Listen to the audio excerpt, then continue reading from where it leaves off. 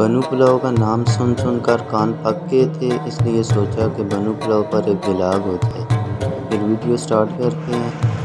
بنو پلاؤ اور تندوری چائے، یہ بیسیکلی اٹالین مال کے بالکل سامنے اور خیبر سنواری کے سیدھے ہاتھ پر واقع ہے۔